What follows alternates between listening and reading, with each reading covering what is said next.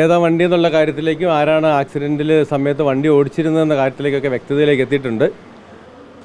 ഇന്നലെ രാവിലെ 7 മണി 7:15 സമയത്തോടു കൂടിയാണ് 999 ഓട്ടോമോട്ടീവ് എന്ന് പറയുന്ന സ്ഥാപനത്തിൻ്റെ പ്രൊമോഷന് വേണ്ടിയിട്ടൊരു വീഡിയോ ഷൂട്ട് ചെയ്യാനായിട്ട് വന്നതാണ്. രണ്ട് വണ്ടിയുടെ ഡ്രൈവർമാരും ഈ അപകടത്തിൽപ്പെട്ട മരണപ്പെട്ട ആൽവിനും ഒന്നിച്ചാണ് വന്നത്. റോഡിൽ ഷൂട്ട് ചെയ്തുകൊണ്ടിരുന്ന സമയത്ത് വണ്ടികൾ നേരെ വന്ന സമയത്ത് കൃത്യമായിട്ട് അയാൾക്ക് ആ സമയത്ത് റോഡിൽ നിന്ന് മാറിപ്പോകാൻ സാധിക്കാതെ വന്നിട്ടാണ് ഈ അപകടം ഉണ്ടായത്. ഡ്രൈവ് ചെയ്ത ആളുകളും 2 വണ്ടികളും നമ്മൾ ഇന്നലെ തന്നെ കസ്റ്റഡിയിലെടുത്തിട്ടുണ്ട്.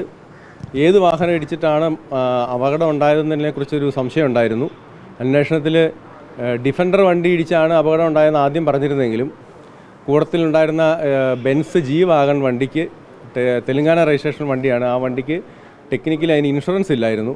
അപ്പോൾ ആ ഇൻഷുറൻസ് ഇല്ലാത്തത് കൊണ്ടാണ് വാഹനം ഓടിച്ച 2 ആളുകളും ഈ വാഹനം ഡിഫൻഡർ ഇടിച്ചിട്ടാണ് അപകടം ഉണ്ടായതെന്ന് ആദ്യം അന്വേഷണത്തിൽ പോലീസിനോടും മറ്റ് ഹോസ്പിറ്റലിലും ഒക്കെ പറഞ്ഞിരുന്നത്. അന്വേഷണത്തിൽ നമുക്ക് പ്രതികളെ കാര്യമായി ചോദ്യം ചെയ്തതിലും ഈ 2 വണ്ടിയുടെ ഡ്രൈവർമാരെ കസ്റ്റഡിയിലെടുത്ത് ചോദ്യം ചെയ്തതിൽ സാബിത്ത് എന്നുള്ള ഈ 999 ഓട്ടോമോട്ടീവിൻ്റെ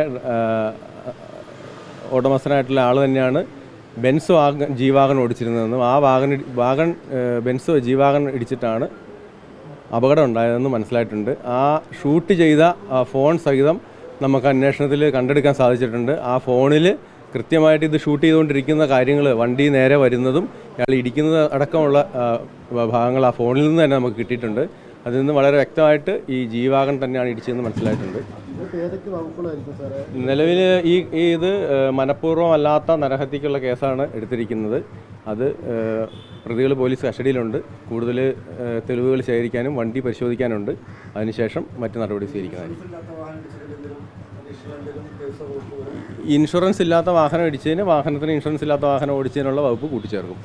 അത് തെലങ്കാന രജിസ്ട്രേഷനാണ്. അപ്പോൾ അത് കൂടുതലായിട്ട് തെലങ്കാനയിൽ നിന്ന് അതിൻ്റെ രേഖകൾ കളക്ട് ചെയ്ത് വേണം നമുക്ക് ഈ സെക്ഷൻ കൂട്ടിച്ചേർക്കാൻ. റോഡിൽ ശരിക്കും അങ്ങനെ റോഡിൽ നടുക്ക് നിന്ന് ചിത്രീകരിക്കുന്നത് തന്നെ നിയമവിരുദ്ധമാണ്.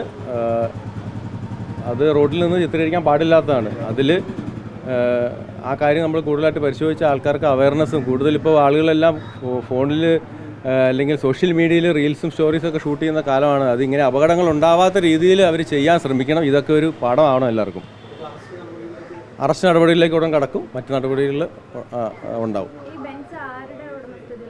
ഇത് ഈ പറയുന്ന 999 ഓട്ടോമോട്ടീവിൻ്റെ 2 പാർട്ണർമാരുണ്ട്. അതിലൊരു പാർട്ണറിൻ്റെ അവരുടെ തെലങ്കാനയിലുള്ള ഒരു സ്ഥാപനത്തിൻ്റെ പേരിലാണ് ഇപ്പോൾ വാഹനമുള്ളത്.